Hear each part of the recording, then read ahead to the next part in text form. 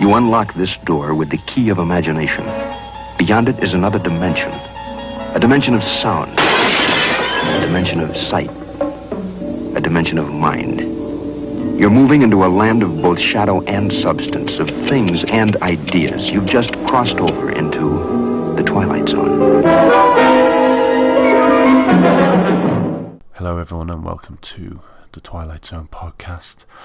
First of all, my apologies for the lateness of this episode this week. Unfortunately, as you can probably tell, I've been suffering with a little cold, so my voice is unfortunately a little rough right now, and it's a little painful to talk, so it's not exactly an ideal podcasting situation. So unfortunately, I had the episode all set up ready to go, but I had to put it to one side for the moment until my voice returns to normal. But in the meantime, I thought I would just put something out, more as a curio than anything. It's not something that I think is an outstanding piece of work. Well, I don't know, to be honest, because I haven't really listened to it that much. I've checked out a couple of episodes which were okay, but like I say, it's more of a curio because it's something that Rod Serling lent his voice to but didn't actually write himself.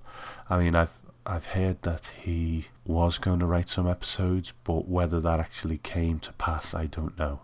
It's a radio series from the early 70s called The 0 Hour, and Rod Serling did his kind of usual narration thing, just introducing the episode and so on.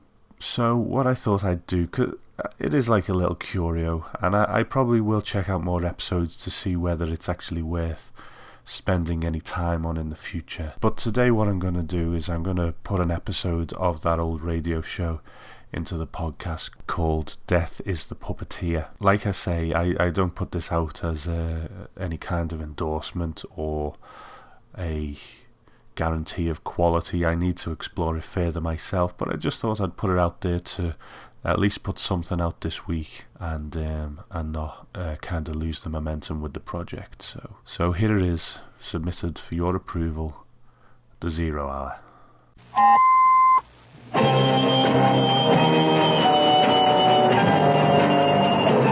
I'm Rod Serling. You're listening to The 0 Hour. Rest your eyes.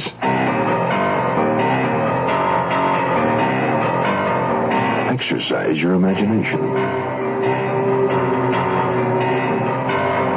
Today, Glenn Hall Taylor's story of murder and fear. Death is the Puppeteer. Starring Lyle Waggoner. In a Mutual Broadcasting System presentation of The 0 Hour. Brought to you by the Ford Motor Company, Beechnut Chewing Tobacco, Shenley Industries, Matthew Swine, and Kodak. This is The 0 Hour on Mutual Radio.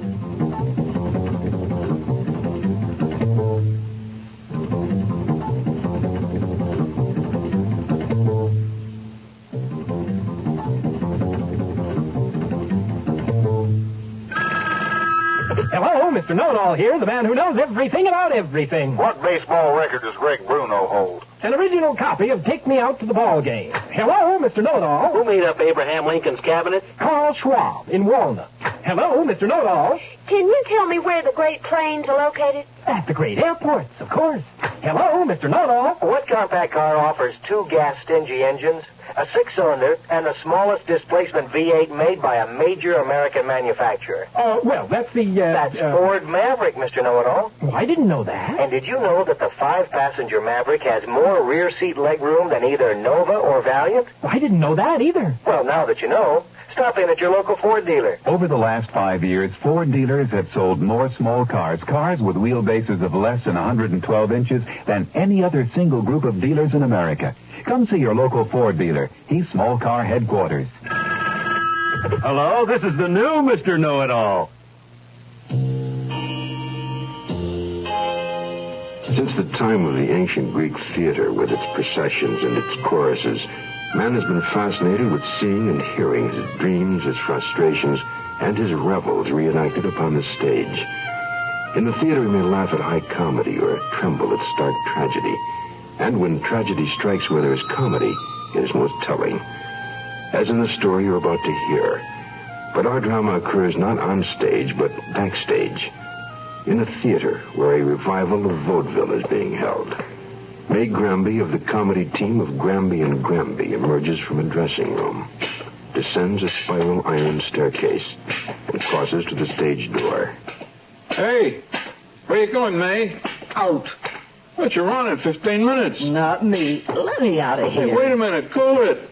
Now, what's the problem? I'm through. I've had it. I'm turning in my grief. Look, baby, you can't walk out like this. It ain't professional. Don't give me that show must go on garbage. Does Al know you're leaving? I don't care whether that bum knows or wants to stop me. Now, wait. Hey, Pop. Right here, Mr. Wakefield. Go up down Granby's dressing room. Ask him to come down here, will you? Oh, okay. Now, let's try to settle this thing. Now, what's the beef this time? The beef this time and all the time is that I just can't stand working with him. But he's your husband. He's also a comic, only ain't funny. He says I sing off key. He says I step on his laughs. All He says, comics are like that. You can't walk out on him just because he gets uptight over a performance or two. oh, that ain't why I'm walking out. He's on a new kick now. He thinks I'm on the make for Tom Kent, that tenor in the Flash Act. What would I want with a tenor? I like a guy with... Have you given Al any reason to be jealous? No. Kent told me I had real talent, and I told him I thought he was a real doll to say so. Al heard only the real doll part and blew a stack. Now he thinks we've got a thing going between us. The whole fight was over that? Yeah. But it was one fight too many. And if you think I'm going to let any blackface comic, even if he is my husband... Excuse me, Mr. Wakefield. Mr. Granby can't come down. Why not? He's dead. Oh, not Al. You the manager of this theater? That's right. I'm Wally Wakefield. I'm from Homicide, Dan McBride. Have you touched anything in this dressing room since the body was discovered? Not a thing. I found Mr. Granby just like that. The reason he's in blackface, Lieutenant, is that he and his wife are due to go on. Incidentally, I went on stage and told the audience the remainder of the performance was canceled due to a death in the cast. Good. Tell me, what's the story on this man Granby? He was a relic from the old days of vaudeville. After all, burnt cork comics aren't exactly the new generation's idea of hip comedy. Did he work by himself? No, his wife played straight for him. She here? Downstairs. Oh, by the way, she hasn't seen the body yet. We thought we'd better get things cleaned up a bit first. Yeah, and you discovered the body, right? Yes, sir, Mr. Wakefield. We were all downstairs, backstage. Asked me to come up here and send Al down to him and May. May? Yeah, that's Mrs. Granby. When I came up, the dressing room door was closed. I knocked. When I got no answer, I opened the door and peeked in on account of I'd seen Al in here just a few minutes before. Mm-hmm. And he was lying just as he is now? Yes, sir. Did you ever see that knife before? Many times. It's been in the prop room for years. That'd be where the stage properties or supplies and other paraphernalia kept? Right. Yeah. Any idea who might have done this? No, sir. Did you hear any arguments, quarreling or anything before the stabbing? No. Yeah. Any strangers come in or go out your stage door? No. Okay. That'll be all for now, but we may want to talk to you again, so don't leave the theater. Why should I leave? I work here all night. Mr. Wakefield, as I recall, you said you hadn't seen the body until I arrived. Right. After I'd insisted Mrs. Granby not come up here, I stayed with her, trying to calm her down. When did you see him last? During the supper show. How long have you known him? Quite a few years, on and off. I used to manage a vaudeville house. I booked the act several times. Mm-hmm. How'd you get along with him? Oh, fine. Hey, look, you don't think I was just asking a question. We got along fine, very friendly. Mm-hmm. Had he had any trouble, arguments or such, with any of the people who are working here? One, his wife. Oh? What sort of trouble? Oh, the usual man and wife spats, professional jealousies popping up and so on. He had a big go-round only today, as a matter of fact. I caught her just as she was walking out of the show. Did she say what made her decide to leave? said Al gave her a bad time, suspicious that she was getting involved with Tom Kent. Who's Tom Kent? The singer. Works in the Flash Act on the bill. Was she involved? Well, she told me she wasn't. And as far as I know, she was always loyal to Al. And I was always loyal to Al. You gotta believe me. I'll try. Mrs. Granby, do you think you're up to looking at your husband's body now? As up to it as I'll ever be, I guess. What is it? That body. That's not my husband. It isn't? No. Take that wig off him.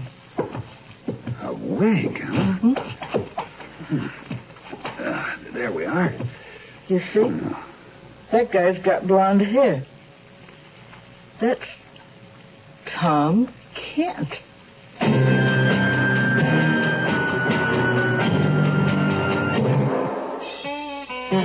Matisse Rosé is any kind of wine you want it to be. It's a picnic wine, a candlelight wine. Just try some and see what Matisse Rosé is. At home on a yacht, a backpack motorhome, whatever you got. Matisse Rosé, you like it a lot. Try some and you'll see. Matisse is a rosé wine imported from the old world to go with everything good.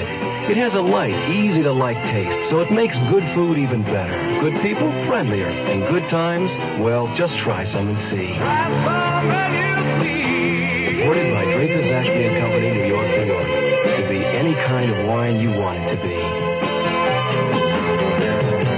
Hey, Matisse Rosé.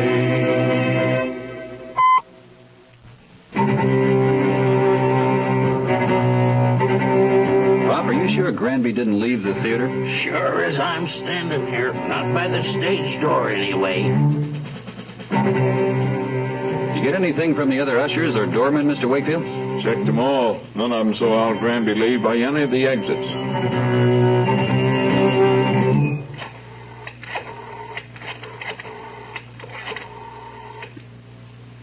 Hello. Communications? Lieutenant McBride here. I want you to put out a pickup on Al Granby. Suspicion of murder. About 5'10", auburn hair, balding in front.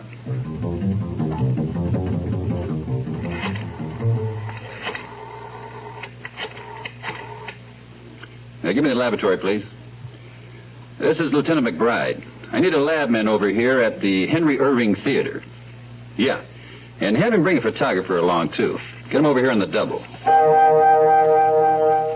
Hiya, Pat. You made good time. The body's right there. You know the angles I need. Shoot him. Right, Dan. Oh, and Dave, dust the knife handle for prints. And maybe the doorknob and the dressing table. Yeah, I'll get everything I can.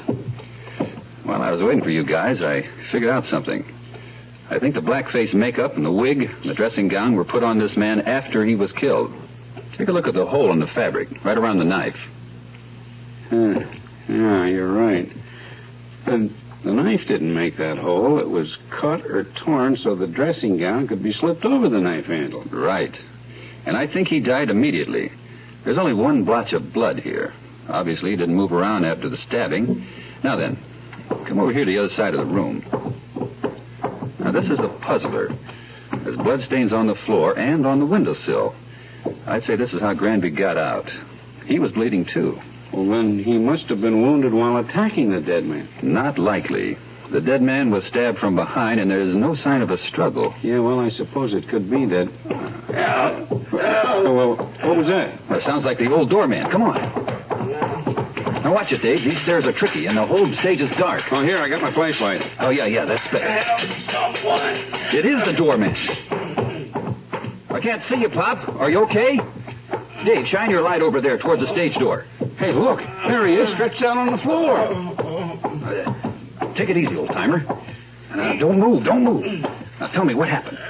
He hit me on the head. Got away. Who, Pop? Who? Al Granby.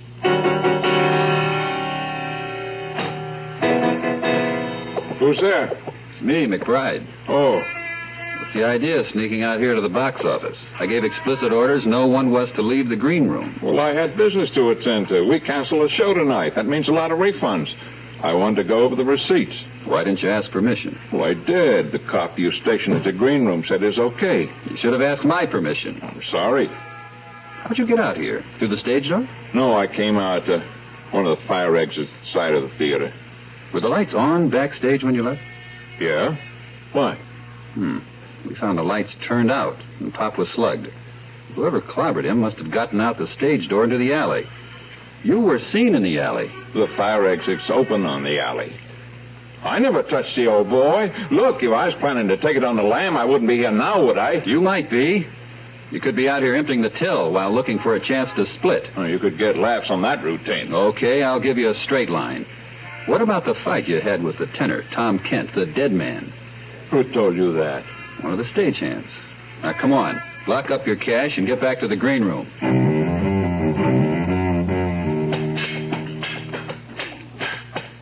Oh, hi, Dave. Hi. Are you about through? I've got all the pictures we need. Yeah, I think I'm about done. The morgue's taking the body. Yeah, Dan okayed it. Yeah, well, where is he now? Oh, he decided to investigate further. You know, the blood over there on the windowsill. Oh, so that's why the window's open. Oh, what'd he do, get down the fire escape? Yeah, he's on his way back up now. It's hard to believe. When I was a rookie in uniform, I chased a guy up a fire escape to a third-story balcony.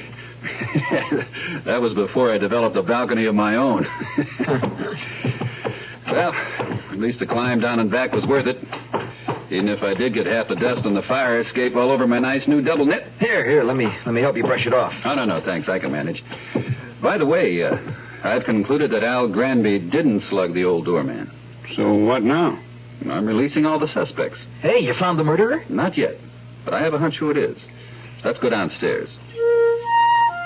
More questions, Lieutenant? Not for now, Mrs. Granby. Does that go for me also? Yep, you're on your own. And you can buzz off too, Pop. These are my working hours. I stay. No, do what you like. Right now, I'm going to concentrate on finding Al Granby. If you find him, please call me. I gotta know what's happened to him. I'll let you know, Mrs. Granby. Good night. Good night. Good night. Good night, Lieutenant. I'll be around if you need me. Thanks a lot. Hey, you two stick with me. Okay. Hey, where are we going? Back downstairs into the theater. Into the theater? Yeah. But this time, we're going by way of the fire escape. The mind teach a man what he can't when he can. And no mind makes exceptions for you. You learn to stay on your guard, looking out for your part. You learn beech nuts that are back of you chew. Like my daddy told, when you go after coal, you're not down there to take in the view. You keep respect for the mind, concentrate all the time. Of course, beech nuts that are back of you chew. What makes beech nuts such a traditional favorite? It's cause beech nut just keeps on getting better. It's a moister, more satisfying chew. Next time you're buying chewing tobacco, try beech nut. You won't be disappointed. Then when your shift's done, you come back to the sun. You and the boys hoist a view. It ain't such a bad life. She ain't such a bad wife. You got your beech nut tobacco to chew.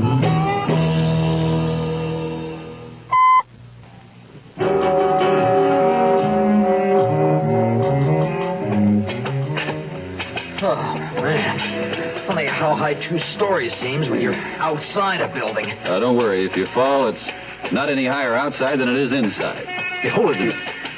Yeah, this is the level we want. We're lucky. The window isn't locked. Well, what's in there, Dan? The property room. Hey, this is directly below Al Granby's dressing room, isn't it? And that's what gave me the idea.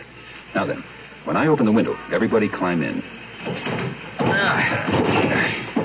Shh. Be absolutely quiet. Oh, gee, it's dark. How about my flashlight? No. Can't take a chance. Well, what are we looking for? We're not looking for. We're waiting for. Well, who are we waiting for? I don't know for sure, but I have a hunch. Hey, close that window. I don't want whoever comes in to suspect anything. Now, that's good. Now, Dave, have your flashlight handy, but don't turn it on until I give the word. Yeah, all set, Dan. Okay, fellas, now be quiet and get behind that big packing case. No, not that one. This one. Now then, that door over there leads to backstage. It won't be long before someone comes through that door, and whoever it is, it'll be our murderer.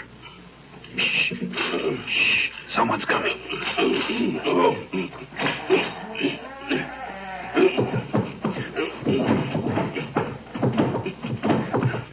Okay, you. Hold it. Turn that flashlight on, Dave. Don't shoot. It's me, Pop. Yeah, we know it's you, Pop. We can see sharp and clear. Here, get your hands behind your back.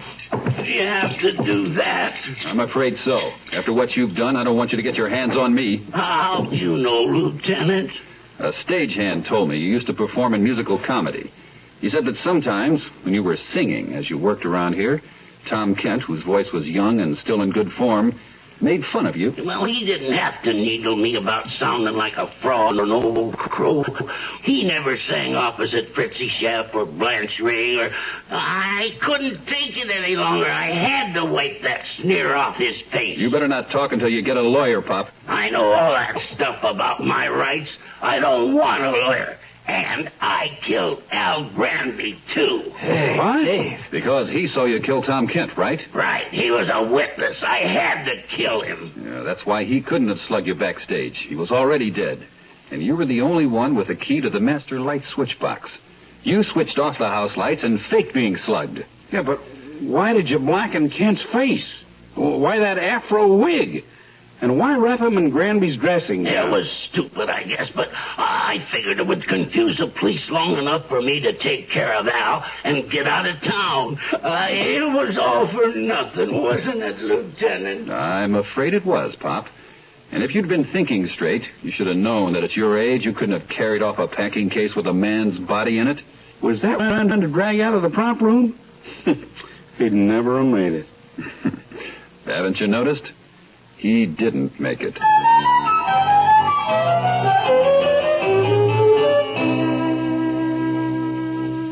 So there it is. She's missing all these great pictures. She needs everything. That's amazing. Listen, And the I think camera I and have film and exactly what you're looking for. It's a to be brand new lightweight. thing. It's a Kodak Pocket Smile Saver Look Kit. at that, will you? It has a Kodak Pocket Instamatic 10 camera and a Oh, it's got a carrying case and film and magic cubes and well, a that's picture everything she frame. needs. Exactly. Everything Well, listen, that I she can't needs. spend a lot of money on Well, this. It's only a hobby after all. this is perfect. This is less than $30. Oh, that's terrific. With a complete outfit? I can't believe it. How are you going to get this to her? I'm going up on the roof like I get her everything. I'll just hand it to her as she goes by. She goes every by 90 minutes. every 90 yeah, minutes. at an altitude of 38 feet. That's yeah. really well, low. that liftoff was a little off. That's a good orbit. I don't know where she Explain to goes. me how she got started as an amateur astronaut. Boy, I wish I knew. She was rewiring the house. Now available for a limited time only. The Kodak Pocket Smile Saver Kit for less than $30. Makes a smile go a long, long way. Well, I can't wait to see the pictures she takes with it. Splashdown is... Thursday in the pool. I'm Rod Serling. Close your eyes. Exercise your imagination. And join us again on our next presentation of The 0 Hour. Death is the Puppeteer is a radio drama adapted by Glenn Hall Taylor. Lyle Wagner was heard as Dan McBride. Featured in the cast were Jim Bowles, Grace Leonard, Tony O'Dare, Jerry Dexter, and Herb Beichner. 0 Hour, created by J.M. Colas, directed by Don Hills, is produced in Hollywood for the Mutual Broadcasting System by Radio Productions Incorporated. Music is composed and conducted by Stanley D. Hoffman. Rochelle Sherman, associate producer. This has been a presentation of the Mutual Broadcasting System.